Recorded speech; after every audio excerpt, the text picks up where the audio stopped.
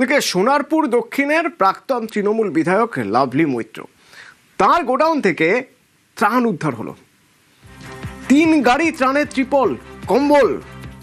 এলাকায় ক্ষোভ। অর্পণ আছে আমার সঙ্গে ফোনে। অর্পণ, এই গোডাউন কার? দেখো, ফরসাবাদ এলাকায় তৃণমূল কংগ্রেসের বিধায়ক লাভলি মৈত্র, যিনি প্রাক্তন বিধায়ক এই সোনারপুর দক্ষিণের, তার যে গোডাউন, সেই গোডাউন থেকেই এটা কি তার ব্যক্তিগত গোডাউন নাকি কোনো সরকারি গোডাউন?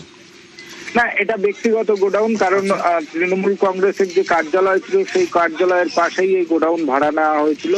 এলাকাবাসীর যেটা অভিযোগ, তুমি জানবে, বর্ষাকালে আগত এবং এর আগে 2024 সালের থেকে শুরু করে একাধিক সামগ্রী এই গোডাউনে পাওয়া গিয়েছে, এমনটাই প্রশাসন সূত্রে খবর। গতকাল সন্ধ্যার দিকে প্রশাসনের আধিকারিক, স্থানীয় মানুষজন এবং বিডিও অফিসের যারা আধিকারিকরা রয়েছেন সেখানে যান এবং বিপুল পরিমাণে এই ত্রাণ সামগ্রী উদ্ধার হয়েছে, যা 3টি গাড়িতে ভরে নিয়ে যাওয়া হয়েছে।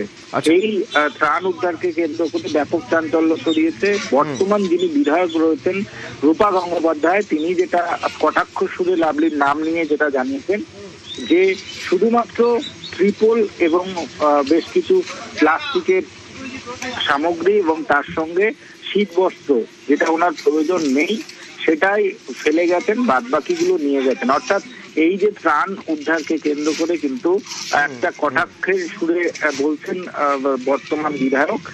এবং সোনারপুর দক্ষিণের একাধিক জায়গা থেকে তৃণমূল কংগ্রেসের যারা নেতা রয়েছে সেখান থেকে কিন্তু বিপুল পরিমাণে ত্রাণ সামগ্রী উদ্ধার হচ্ছে। ধন্যবাদ। ত্রিপল কয়েকজনের জায়গায় উদ্ধার হয়েছে, সেখান থেকে তুলে আমি বিডিও অফিসে জমা দিতে বলেছি। তার আগে একটা দুটো টেম্পো বেরিয়ে গেছে। যাদের চুরি করা অভ্যেস তারা সারা জীবনই চুরি করার চেষ্টা করে, এর থেকে কিছু করার নেই। থানা পুলিশকে বলা আছে, তারা যদি ভালোভাবে ধরে তো ধরবে। আমি বিডিও সাহেবকে সব দিয়ে এসেছি, সমস্ত ছবি পাঠিয়ে দিয়েছি, লোকেশন দিয়ে থানাতে জানানো হয়ে গেছে। এবার সেগুলো থানা তুলবে। এবার এমএলএ ডিপার্টমেন্ট অনুযায়ী কিছু দেওয়া থাকে এমএলএর কাছে, তো সেই গোডাউনটাও অনেকটা পাওয়া গেছে আর কি, জিনিসপত্র।